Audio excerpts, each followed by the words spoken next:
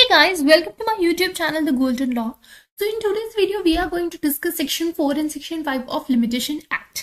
Last video में हमने करा था सेक्शन 3, ठीक है। सेक्शन 3 हमारा क्या कहता है अभी लिमिटेशन एक्ट का, कि एक जनरल रूल देता है।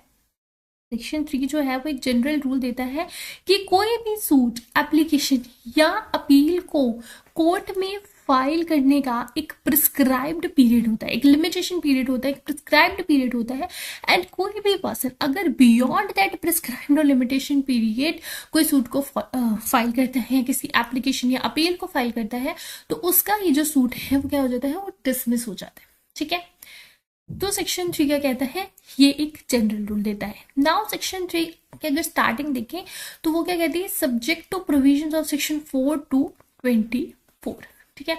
तो मतलब कि सेक्शन 4 to 24 की प्रोविजंस को छोड़कर, इनके ध्यान में रखकर ये जनरल रूल जो है वो सारे सूट्स, एप्लीकेशन एंड अपील पे लागू होता है, ठीक है। अभी सेक्शन 3 पे हमने डिटेल वीडियो बनाई है जिसका लिंक मैं आपको डिस्क्रिप्शन में प्रोवाइड कर दूंगी, you can check it out from there, ठीक है। अभी जस्ट हमने थोड़ा सा इसको रिकॉल ही किया था। नाउ सेक्शन 4 क्या कहता है, expiry of prescribed period when court is closed, ठीक है। अभी सेक्शन 3 क्या कहता है कि एक प्रिस्क्राइब्ड पीरियड दिया गया है, उस प्रिस्क्राइब्ड पीरियड के बियॉन्ड आप कोई भी सूट, अपील या एप्लीकेशन को फाइल नहीं कर सकते। यही देखा हमने सेक्शन 3 में। अभी सेक्शन 4 क्या कहता है कि अगर जिस दिन हमारा प्रिस्क्राइब्ड पीरियड एक्सपायर होना है, ठीक है, जो भी लिमिटेशन पीरियड था, अगर उसकी लास्ट डेट वाले दिन कोर्ट क्लोज्ड हो तो फिर हम क्या करेंगे, ठीक है। मान लो कि कोर्ट सैटरडे है, संडे है या कोई हॉलीडे आ गई है, तो उस वजह से कोर्ट बंद है, कोर्ट क्लोज है, तो उस केस में क्या किया जाएगा, अगर प्रिस्क्राइब पीरियड के लास्ट दिन है तो, ठीक है। तो सेक्शन 4 उसके बारे में प्रोविजन देता है that where the prescribed period for any suit, appeal और एप्लीकेशन। तो ये सेक्शन किस पे अप्लाई होता है, सूट पे, अपील पे और एप्लीकेशन पे। तो अगर किसी ने कोई सूट, अपील या एप्लीकेशन फाइल करनी हो और लिमिटेशन पीरियड के लास्ट दिन, जिस दिन लिमिटेशन पीरियड एक्सपायर हो रहा है, अगर उस दिन कोर्ट बंद है, तो उस केस में वो सूट, अपील और एप्लीकेशन को इंस्टीट्यूट किया जा सकता है when the court reopens. For example कि मान लो कि फ्राइडे वाले दिन जो पर्सन है उसका लिमिटेशन पीरियड एक्सपायर होना है, ठीक है। उसके बाद सैटरडे एंड संडे, ये दो दिन जो था वो कोर्ट क्लोज था, छुट्टी आ गई, ठीक है। तो अभी मंडे वाले दिन जब कोर्ट रीओपन होगा तो वो पर्सन जो है वो अपना सूट, अपील या एप्लीकेशन जो भी है वो इंस्टीट्यूट कर सकता है, ठीक है। तो ये किस केस में, अगर ये 2 दिन कोर्ट बंद रहा है, तो अगर मान लो कि सैटरडे वाले दिन कोर्ट खुला था और संडे वाले दिन बंद था और सैटरडे वाले दिन लास्ट चाहिए था लिमिटेशन पीरियड का, तो उस केस में मंडे वाले दिन वो फाइल कर सकता है सूट। तो जितनी भी हॉलीडेज आ गई हैं, अगर उन हॉलीडेज में वो फाइल नहीं करेगा, वो नेक्स्ट डे जब भी कोर्ट खुलेगा उस दिन वो फाइल कर सकता है, ठीक है। सो एक्सप्लेनेशन क्या है, a court shall be deemed to be closed on any day within the meaning of this section if during any part of its normal working hour it remains closed until. तो अगर normal working day में, normal working hours जो इसके होते हैं which is basically mostly 9 to 5, तो अगर इस टाइम में कोर्ट बंद रहेगा उस दिन, तो फिर क्या माना जाएगा, कोर्ट बंद है, ठीक है। अब भाई हमारी जो सेक्शन 4 है ये किस पे एप्लीकेबल, अभी हमारी जो सेक्शन 4 है ये 2 मैक्सिम पे बेस्ड है। First one is lex non cogit ad impossibilia, that law does not force a man to do what is impossible. तो अभी देखो, कोर्ट जिस दिन बंद हो उस दिन केस को फाइल करना विच इज इट्स इम्पॉसिबल, ठीक है।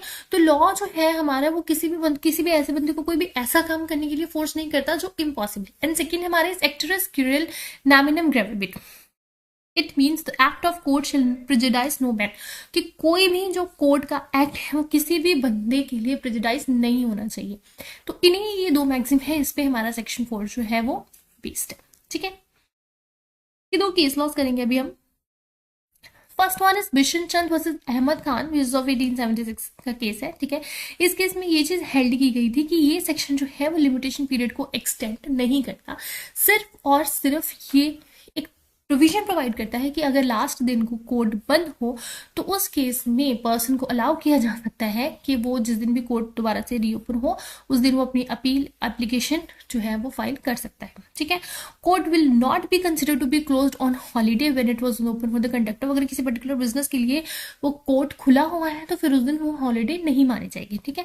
तो मेन यही है कि एक जो सेक्शन है वो एक्सटेंड नहीं करता लिमिटेशन पीरियड को, सिर्फ एक प्रोविजन प्रोवाइड करता है, ठीक है। नाउ नेक्स्ट वन, एक और केस है बद्री नारायण सिंह वर्सेस कल्याण प्रसाद श्रॉफ, ठीक है, 1956 का केस है। इसमें ये चीज हेल्ड की गई थी कि कोर्ट को बंद नहीं माना जाएगा अगर सिर्फ एक प्रिसाइडिंग ऑफिसर जो है वो लीव या वेकेशन पे है, ठीक है।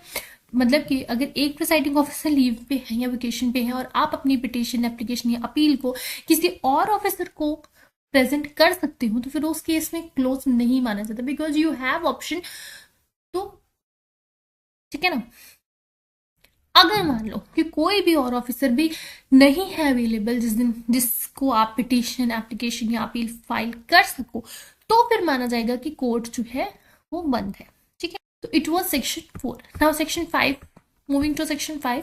सेक्शन 5 बात करता है extension of prescribed period in certain cases. Now section 4 जो था वो एक्सटेंड नहीं करता था, ठीक है ना, सेक्शन 4 एक्सटेंड नहीं करता था लिमिटेशन पीरियड, लेकिन सेक्शन 5 जो है ये एक्सटेंशन की ही बात करता है। तो सेक्शन 5 क्या कहता है, एनी अपील और एनी एप्लीकेशन, ठीक है, कोई भी अपील या एप्लीकेशन। अभी अपील और एप्लीकेशन की बात करी है, सूट की बात ये सेक्शन नहीं कर रहा। तो इस चीज को भी आप ध्यान में रखना जब आप सेक्शन पढ़ो कि किस किस चीज की जो है बात हो रही है, अपील की हो रही है, सूट की हो रही है, एप्लीकेशन की हो रही है, एग्जीक्यूशन ऑफ डिक्री की एप्लीकेशन की हो रही है, किस चीज की हो रही है ये पढ़ना पड़ेगा, ठीक है।